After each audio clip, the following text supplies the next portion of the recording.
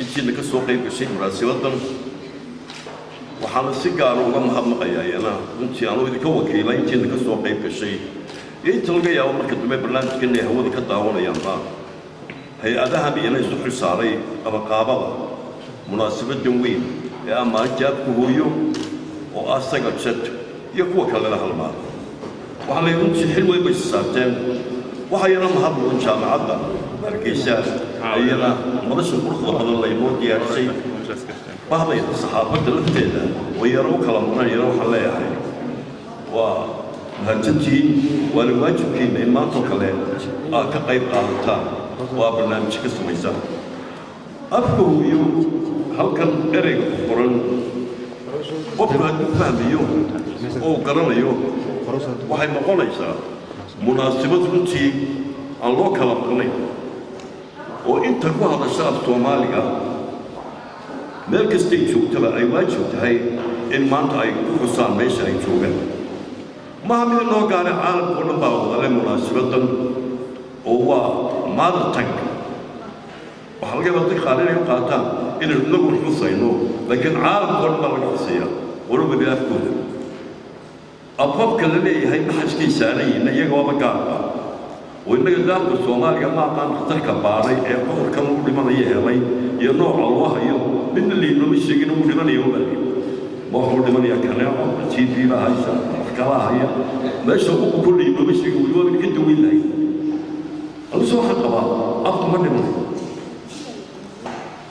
ummaddiisa waa laga yaabaa inay dhimato ummad kala dhalato oo kulli nafsi daa'ima timuud qofka lagu dhimanaya laakiin afku wuu soo haray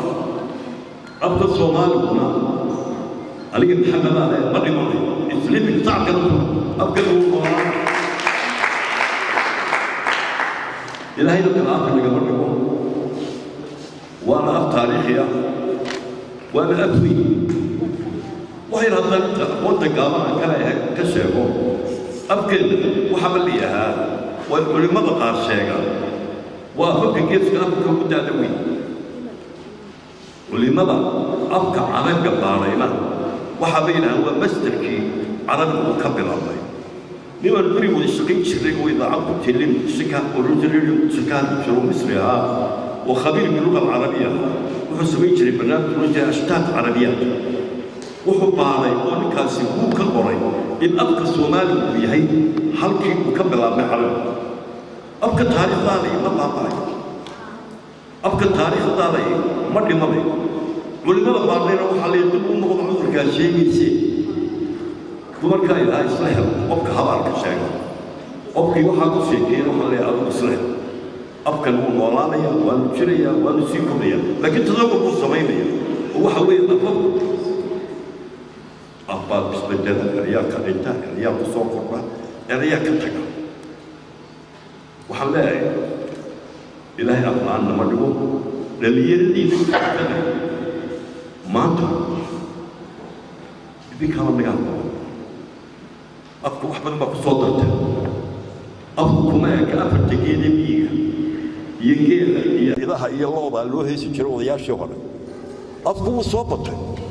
maanta technology baa ku soo kordhay caalamkao dhan baa la socota culimo kalaad tihiin oo wanaagsan inantii lagu ammaani jiray shalay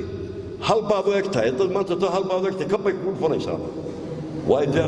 ma ogolayn xayawaan lagu sheego wixii lagu ammaani lahaa idinkaa haya heestii hadda halkaan ka maqlayay ee cusbayd ee ka hadlaysay luqada dee waa fresh waa cusubtaa qalinkii baa ku soo kordhay maalintii hore afka soomaaligu muu lahayn qoraal ee odayaashii faanaya laab soomaaliga waanu wada lumi jiray maanta waa wada qoraysaa ma lumayo khaladaadku waa jiraan hadda yaasiin markuu sheegi lahaa af soomaaliga waxbaanu samaynayni oo erayaanu qorayni qaladaadka dhacay waa diyaaraysa 27 bay ahayd qaladaadka haddaan ii sheego hadda hay-adda alaabta dowladda u iibisa ayaa la yidhi magaca loo bixiyo degdeg baa loo bixiyo waxaa loo bixiyay hay-adda iibka qaranka nin midkiinna maqlay hay-ad bay jirto oo leeyahay iibka qaranka bal u fiirsa hadda macna erayga waa degdegii loo sameeyey waxaa jirtay wasaaradda ganacsiga ummadda wasaaradda ganacsiga ummadda waxay magac la bixiyeen واحد عن مستيكس عن كاسي وكان هي ابلكيشن كدقدق ما كان استعمال قوي مالي لكن الصومال هو حر الصومال هو قوي الصومال هو نورانيا الصومال هو تشيريا وانا تشوقي لكن قبيله دا بابايسا أنا هالشيء أنا أقوله الصومال قبل نتكلم إنه تشرو من هالك اللي الشيء يقول هذا دقن كيف الدنيا إلى دقن كهالدنيا إلى هاي اللي يصير دقن الصومال إلى هاي دقن كذا يصير هاي نبرو لكي إنك هلا قايدين هي قبيلة جاء غير صح يا غير ولا إنك يقولي ويه غير عيسى يوحى شيء إلى هاي ما جمع صحكا الصومال جنا هداي واي أنا أقول دقن كمان كسر شيء ده واي أنا محمد ده أيو حبس يقول حرام marka maxbuus gaasi mi uu sacabtumaya wixii xidhay ilaahay haydi ka wada dhigo qoladana dhaqabiiska taana dibadda ka timaado maarto ee aan kala aqoon waxba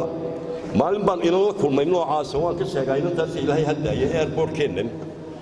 inantu waxay ina nooca ayadaana laakiin anigu aan jecelahay niisan fadhiyay soo ag fadhiistay kursi markaas aan xagga tagaysaan waxaan u socnaa wajhi suulano reer ma tiino reer hebel baan nahay bajir ee adoon reer ma tahay waxaana baniman ka fogeyno reerkiina walaala ah oo waxaan ay reer tumaaliyo tumaalku waa maxay wasal waa reerkiina walaalkii